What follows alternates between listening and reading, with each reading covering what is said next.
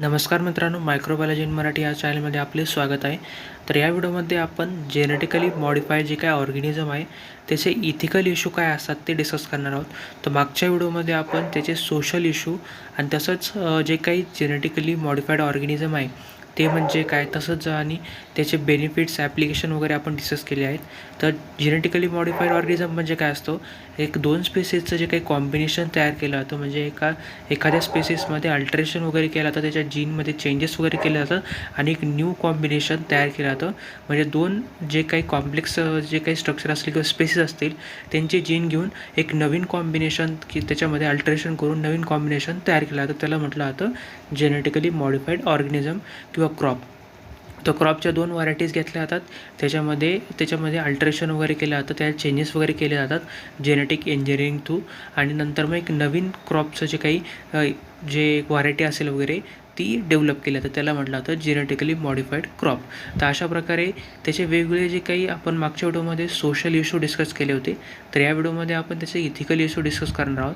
आणि हे जे काही नोट्स वगैरे आहेत ते मी टेलिग्राम चॅनलवरती अपलोड केले आहेत आणि टेलिग्राम चॅनलची जी काही लिंक आहे ती मी डिस्क्रिप्शनमध्ये मी दिलेली आहे.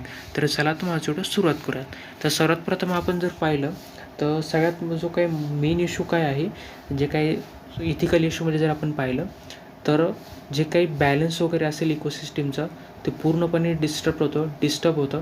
कारण की जे काही अल्टरेशन वगैरे आपण करतो आहे, दोन स्पेसीसचं किंवा दोन क्रॉपचं आपण एक न्यू कॉम्बिनेशन तयार करतो आहे. मग त्यांचे जे काही ट्रेडिशनल जे काही क्रॉप वगैरे असेल ते पूर्णपणे डॅमेज होत आहे.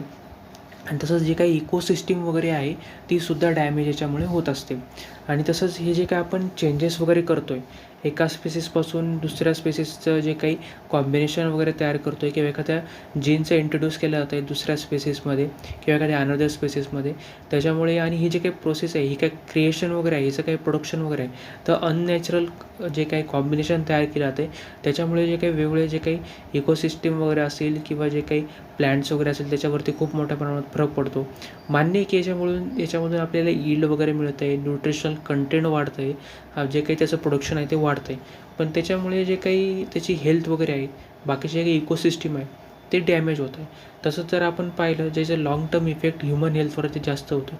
कारण की ज्यावेळेस जेनेटिकली मॉडिफाईड ऑर्गॅनिझम किंवा क्रॉप हे जे काही त्याचं आपण प्रोडक्शन वगैरे करतो आहे किंवा त्याचं यील्ड वगैरे आपण घेतो आहे, तर काही वेळेस काय होतं, जर एखादा जीन जर त्याच्यामध्ये चेंजेस वगैरे झाले किंवा त्यात म्युटेशन वगैरे घडून आलं आणि तेच जर आपण ऑर्गॅनिझम किंवा क्रॉप आपण त्याचं प्रोडक्शन वगैरे केलं किंवा ऑर्गॅनिझमचा वापर आपण केला, तर त्याच्यामुळे आणि जे काही प्रोडक्ट वगैरे आहे त्याची जर एखाद्या पेशंटने किंवा एखाद्या पर्सनने जर कन्झ्युम केलं तर त्याच्यामुळे त्याच्या हेल्थ प्रॉब्लेममध्ये खूप मोठ्या प्रमाणात वाढू शकतं किंवा त्याच्यामुळे लाँग टर्म इफेक्ट हे त्याच्या बॉडीवरती होऊ शकतात. तसंच जर आपण पाहिलं तर इन्व्हायरमेंटवर सुद्धा त्याच्यामुळे खूप मोठे चेंजेस आपल्याला पाहायला मिळतात. आणि काही वेळेस काय होतात, जे काही कंपनीज वगैरे जे काही जेनेटिकली मॉडिफाईड ऑर्गॅनिझम किंवा क्रॉप तयार करत आहे, तर ते जे काही लिव्हिंग ऑर्गॅनिझम असतील त्यालाच ॲज अ ओनरशिप म्हणून पेटंट वगैरे करत आहेत किंवा त्याचं कंट्रोल वगैरे ते स्वतःच हँडल वगैरे करत आहेत. किंवा जे काही ॲनिमल वेलफेअर आहे, जे काही ॲनिमल्स वगैरे असतील ते directly as a genetically modified त्याच्यामध्ये मॉडिफिकेशन वगैरे करून ॲज अ ऑर्गॅनिझम वापरले जातात. किंवा माईस असेल किंवा वेगवेगळे जे काही ॲनिमल्स आहे तर ते अनऑथराईज्ड किंवा अनलिगल किंवा अनएथिकल पर्पजसाठी त्याचा वापर केला जातो. त्यामुळे मग त्यांचे जे काही हेल्थ इश्यू वगैरे आहे ते प्रॉब्लेम चालू होतात. आणि जे काही ॲनिमल्स वगैरे आहेत खूप मोठे त्यांचे प्रॉब्लेम चालू होतात, हेल्थ प्रॉब्लेम होतात. तसंच आणि त्यांची जी काही इकोसिस्टीम वगैरे असेल किंवा त्यांची सिस्टीम असेल ती पूर्ण डॅमेज होते किंवा त्यांच्यामध्ये म्युटेशन वगैरे घडून येतं. आणि त्यांचे जे काही पुढची जी काही पिढी वगैरे असेल किंवा त्याच्यावरती सुद्धा मोठ्या प्रमाणात परिणाम होतो आणि त्यांचे जे काही जीन वगैरे असेल ते सुद्धा अल्ट्रेशन होतात. तर असे वेगवेगळे जे काही इश्यू वगैरे आहेत ते होत असतात. तसंच जर आपण पाहिलं तर जे काही ट्रान्सपरन्सी आहे, हे जे काही जेनेटिकल मॉडिफाईड ऑर्गॅनिझम ते आपण पूर्णपणे डाटा हे जे काही क्लिअर म्हणजे पूर्णपणे दाखवत नाही. जो काही भाग असतो ते राखून धरतात, जे काही कंपनीज वगैरे तयार करता येते ऑर्गॅनिझम किंवा क्रॉप वगैरे. तसंच जे काही कन्झ्युमरला डिफिकल्ट होतं की हे चॉईस करू की नको करू, कारण की ते ऑर्गॅनिझममध्ये चेंज करून किंवा क्रॉपमध्ये चेंज करून त्याचं प्रोडक्शन वगैरे झालं आणि त्याच्यात जे काही फळं असतील किंवा त्याचे प्रोडक्शन असतील किंवा जे काही प्लॅन्ट्स असतील किंवा व्हेजिटेबल असतील तर ते कन्झ्युम केल्यामुळे ह्युमन हेल्थवरती परिणाम होतो आहे. तर मग जे कंझ्युमर असतील किंवा कस्टमर असतील ते घेण्यामध्ये टाळाटाळ करतात, किंवा जे काही याच्यामुळे कल्चरल वगैरे रिलिजन वगैरे त्याच्यामध्ये चेंजेस वगैरे येत आहेत. आणि काही कम्युनिटीज वगैरे आहे ते इनॲक्युरेटीज दाखवत आहे. काही अनऑथराइज्ड काही जे काही कामं वगैरे असतील याच्यामध्ये चालतात.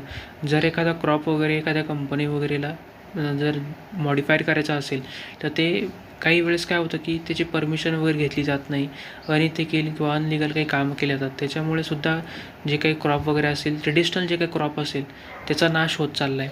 तसं जर आपण पाहिलं की कंटामिनेशन वगैरे होतं आहे, कारण की नॉन टार्गेट म्हणजे याच्यावरती एखाद्या स्पेसिफिक टार्गेटवरती लोकेट नाही होते. पूर्ण जे काही क्रॉप वगैरे असेल त्याच्यावरती टार्गेट केले जाते.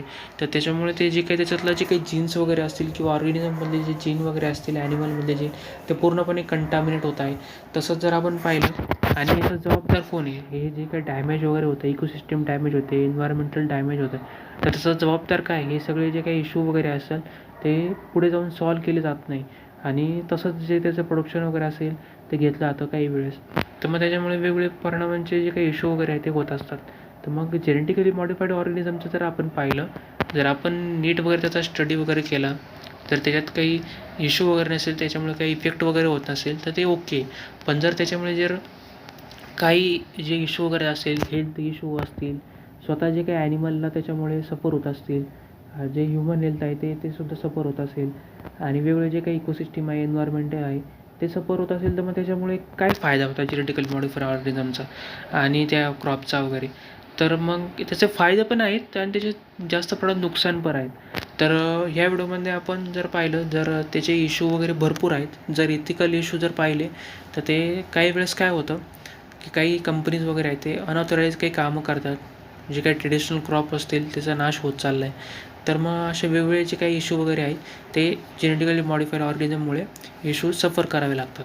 तर मग या व्हिडिओमध्ये आपण जे काही सोशल इश्यू मागच्या व्हिडिओमध्ये पाहिलं होते, आणि या व्हिडिओमध्ये इथिकल इश्यू आपण डिस्कस केले. जर तुम्हाला माझा व्हिडिओ इन्फॉर्मेटिव्ह वाटला असेल, नक्की व्हिडिओ लाईक करा, चॅनल सबस्क्राईब करायला विसरू नका. चला भेटूया पुढच्या व्हिडिओमध्ये.